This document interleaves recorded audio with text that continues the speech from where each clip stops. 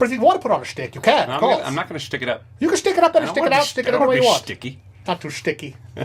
I love shtick. Shtick is wonderful. No, I agree. I'm a big fan of shtick. Of course. But obviously. Oh yeah, hands on sexual.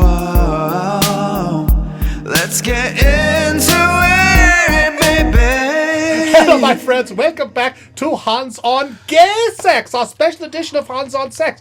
I get complaints all the time, that I have too many pretty girls on my show. Yeah, I think so. Okay. But I am just like a slave to my urges, and all I have is lovely young women. You should have lovely young men. And you are the first. You are my first Why lovely not, young man dude? that I'm having on my Hans on Sex program, my adult discussion about adult sexual themes. And this is the special gay edition, because you are my homosexual friend. This is Mr. Travis Richey, Hey. very famous from YouTube and Community and other places as well. Yeah. Pretty Little Liars. Pretty Little Liars as well. And he's also Inspector Space Time, right? I am. Which is your discount Doctor Who from Community, yeah? Yeah. It's more of a parody of Doctor Who, and Community. It became a big thing because Doctor Who fans really latched onto it and made it bigger. So well, that's fandom for you. They love things. Well, they helped us make a web series, and now we're going to try to make a movie. And in fact, I met you for the first time at Comic-Con, didn't I? Comic-Con, right. Yeah, it's wonderful, yeah. It was very exciting. I remember that. It was like 2 years ago now, right? Nerds unite. Here we are. So much fun. Anyway, let's get down to business. Get All down right. to brass tacks. Most of the people who watch this show probably have no understanding, as I have very little understanding, of what gay sexual intercourse is like. It's easy. That's the thing. Is That's what I it? tell people. It is the easiest sex.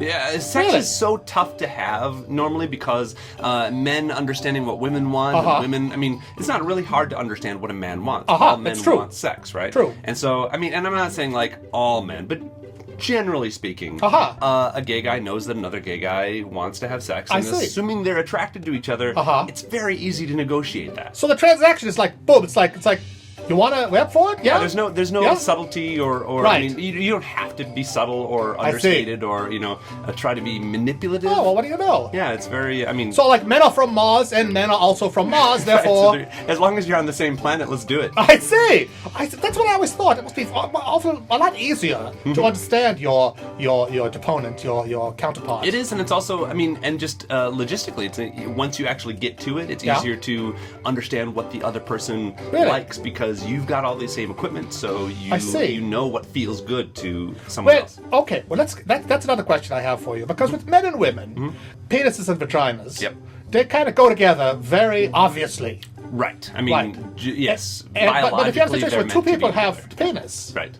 then it's sort of like, do you go like Rochambeau to decide who goes first, or what's the story? It's weird because some men have a predilection. So there's tops and bottoms is what is the thing that exists in I've the heard of gay this. world. Okay, Yes. so tops generally are the one doing the penetrating. Okay. And bottoms are the ones usually receiving it. I see. And now most guys are in a spectrum in between. Just like there's a spectrum of homosexuality True. itself. Yes. There's a spectrum of tops and bottoms and versatile people. I so see. you can either you can like to receive or give or both.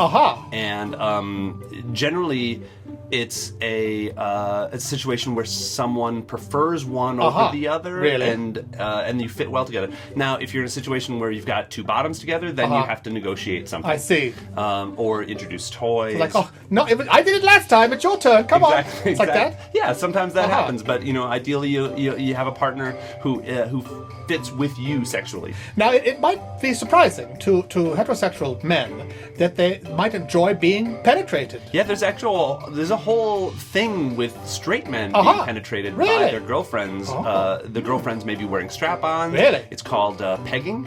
Pegging? That's what pegging is? Yeah, that's what pegging I had is. no idea. Yeah. I thought it was dressing up like that girl from Mad Men. No, or from pegging, I think. Married with Children. Exactly, Married with Children. Yeah, okay. Yeah, that's what I was thinking. I would watch that video. Let's talk more about that. So, but it's like, obviously pooping feels good, Yep. I think it's pleasurable. Well, I think it that's evolved like that because Okay. everyone's got to poop, And so a lot of guys know, that feeling when you have a good poop, and that is because your prostate has more nerve endings in it than your penis. Really? So you actually have more pleasure center, like in your butt than you do on your penis, and so there's this is fascinating. Yeah, and so guys who learn to kind of and there is kind of a stigma against your butt sometimes because it's dirty and stuff like that. But once you get past that, there can be a lot of pleasure Really? gotten from being penetrated. I see. Well, that's very interesting. Now, hygienically, though, there's issues there, right? You've got to deal with all of that. Sure, and so there's all sorts of things you can. Because you're going off-label with this device, with the back door. You know, it's not really designed for that. Exactly. It's sort of a bonus, sort of a bug. It's also a feature. Yeah? Right. Exactly. A buggery bug, if you will. A buggery bug. That's clever. But yes, there is some preparation involved. You know, you have to clean out usually using an enema kit or something like that, and which are made for exactly that. And so you just prep a little bit, and it's funny because I actually my current boyfriend after years finally taught me how to do that right. Really? Yeah. I was so innocent when it came to things of sexual nature. Like, I remember when I was fairly old when I realized what sex was. And, not fairly old. I was like 12, but most of the kids in my class were like, I know what sex is. But I missed... They think they know, but if they watch my show, they have a pretty good idea. Exactly. That's what the show is for. But I missed sex ed when I was growing up. Like when I was in fifth grade, my sex ed class was in the 6th grade, but then I moved to a school for the 6th grade where the sex ed class was in the 5th grade. What? So I completely missed fascinating. it. Yeah. Anyway, so do you have any questions for me then? Maybe I could clear some things up about reproduction for you. I'm wondering. As you're a certain age. I am a certain age. Are you still sexually active? Oh, of course I am. Yes, by all means. And how does that? Do you have any issues with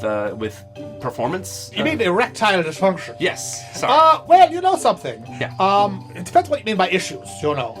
Because when you're young and dumb and full of cum, as they say, you get erected when the wind blows. It's very easy. Oh yeah, I remember. And then you can do it a couple of 2-3 times in a night. And walking around trying to hide them in your pants. Exactly, and sort of whatever that muscle is that keeps it tight is like really strong, and like without release it'll just stay hard for ages. Right. And when you're older, you can get it up, but I think your launch window is a little shorter because that muscle getting it up is fine, but keeping it up is the hard part. Keeping it up for like forever, that's a bit of a challenge. You know what I'm saying? There are tools that exist for that, like I'm not even talking medication, but like cock rings or something like that. Yeah. So do you? I have no experience with that. It's not really necessary. I find that the most thing. How this has affected me the most is I find that in my middle age, let's say, my penis has become a truth teller. It cannot lie. It can't bluff. Like if I'm not into it, if I am not aroused, if I don't like you, it's not going to cooperate. Yep. It might come to attention briefly, but it will fade quickly. Yep. I know. But if I really like you, if I really like the person, then it's good to go. Really. Yeah, I hear you. I'm getting to that age where I realize that's. It's at the age of honesty, the age where your penis tells the truth.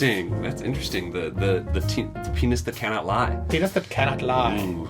That's true. That's very interesting. That's true. And anyway, but maybe we should wrap that up. I feel like we've just scratched the surface. Yeah, there's so much. I'll tell you what. Will you come back for another episode? Sure, absolutely. Okay, let's wrap this up. Thank you for watching Hans on Gay Sex, Professor Puppy Left Doctor, my special friend, the lovely homosexual gentleman, Travis Richey. Yes. You can find him on his channel. What's your channel for YouTube? It's the Travis Richey channel, and you'll know it's that channel when you see nerdy gay comedy. Nerdy gay comedy. That's wonderful. And if you're interested in exploring your own backdoor region and stimulating it, I'm sure you can find many lovely tools. You don't have to be gay for even. You can find tools for this at adamandeve.com. Adamandeve.com, and they have like almost 50% off for anything that you order using. If you use the discount code Hans, you get 50% off almost any item. You get 3 free DVDs. You get free shipping, which is wonderful, and a free mystery gift, whatever that is. That sounds like having gay sex is like a mystery gift. The mystery gift. The mystery gift of gay sex. What was that mystery gift? Oh, I've got to go register that Twitter account. I'll be right back.